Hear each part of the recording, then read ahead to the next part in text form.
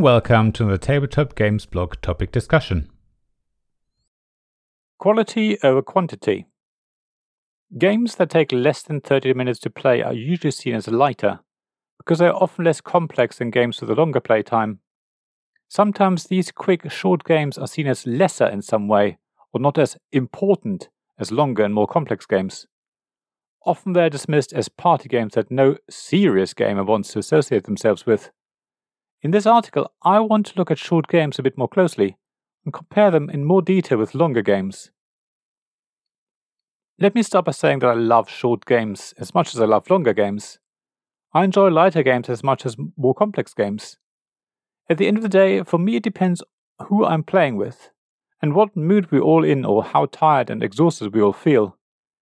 A game that lasts less than 30 minutes to set up, explain, and play can often be a lot more fun than a game that takes 50 minutes to set up, 30 minutes to explain, and 2 hours to play. But of course not always. Sometimes it's nice to dedicate a number of hours of your time to a single game. So, I definitely do not subscribe to the idea that game length alone defines how good a game is.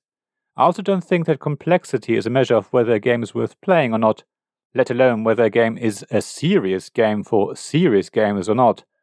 We all like different games for different reasons, and usually we like different games at different times. The obvious advantage of shorter games is that they can easily be played several times in a row. Getting 10 games of 10 minutes or less into one evening is a lot easier than playing a 1-hour game 10 times. That's just maths. However, even playing a 1-hour game twice or 2 1-hour games during one game's night is difficult, and that often has to do with the complexity of these games. In general, short games are indeed lighter and have less rules and or decisions complexity, while longer games usually take longer to learn and are more complex to play. That's what people would expect. After all, a game that's really light but takes an hour longer to play will most likely outstay its welcome. Players will get bored after half an hour or so. Conversely, if it takes you 50 minutes to learn a game but only 10 minutes to play, then it's probably not something you want to attempt. However, there are short games that are quite complex, and long games that are pretty light. For example, a game like The Crew, or to be more precise, One Mission of the Crew, usually takes 15 to 20 minutes to play, yet it is actually quite complex. It even takes a while to learn the game because trick-taking is quite a complex concept, and quite tricky to fully understand, and even longer to master. However, one of the reasons why people like the game and are happy to accept a relatively long learning time is that you can play it again and again and again. In fact, The Crew is set up to be played over several rounds with different missions that get tougher as you go along. It's basically a campaign. The game itself is over quite quickly, it's quite complex, but it's also very addictive. On the other hand, a game like Carcassonne is really easy to teach, very quick to set up, but can take an hour or more to play, depending on how many expansions you've thrown in. Suddenly you have a light game that's taking a long time to get through, and I would argue Carcassonne doesn't really outstay its welcome, unless you really don't get on with it from the start, of course. At the same time, it's not the sort of game you would want to play multiple times in one game's evening, even though it's a game that will come out again and again over the months and years. It's probably a keeper in your collection. I must say, I do think that we all should try and play the games we own several times to get the most out of them, except maybe if we find they're really not for us. There's no point forcing the issue. However, if we enjoyed a game, we shouldn't just put it to one side just to move on to the next game in our ever-growing pile of opportunity, or whatever you want to call the games you own but haven't played yet. It's very tempting to always look for the latest and newest games, the hotness that everyone is talking about. The well-known fear of missing out is real, but if you fall for it, you end up never getting around to really appreciating the games you bought, because even when you get a chance to play one of them once, you're immediately on to the next one. You will never or very rarely have time to play a game more than once or twice, which I think is sad. Of course, it's different if you're collecting games rather than buying them to be played. Collectors do generally want their collection to stay pristine, and therefore are not going to play their games very often, if at all.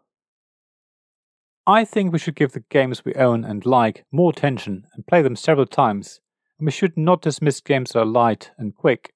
After all, it's these games that are very easy to be played several times. Completing your 10x10 challenge with 10 games that take less than 30 minutes to play is a doddle. There are some real gems out there that will become addictive and that you can't wait to play again. Keep an eye out and broaden your horizon. The real serious gamers love short games, if you ask me, even though I still don't know what a serious gamer is actually supposed to be. So, what are your thoughts on short games? Do you give them a miss because they're frowned upon by many in the hobby? Or maybe you love quick games exactly because they're so quick? Please share your thoughts on the website at tabletopgamesblog.com, and I'd love to hear from you, because if you list your favorite games that take less than 30 minutes to play, we could all share them. Thank you for listening to this Tabletop Games Blog topic discussion podcast. Please check the description below for links mentioned in this episode, as well as to the written version of this article on the blog. If you enjoyed this episode, please subscribe, give us some stars, or leave a review. Please also tell your friends about me, and if you want to offer financial support, check out my Patreon and Ko-fi pages, links to which you'll find in the blog at tabletopgamesblog.com. So thank you again for listening, and I hope to see you again soon. This podcast was made possible by the generous help of my Patreon supporters. Royal Patron Sean Newman, Castle Guards David Miller and James Naylor, Dice Masters Alex Bardi, Paul Grogan and Robin Kay, and Shining Lights Gavin Jones, Sarah Reed, Richard Simpson and Tim Vernick.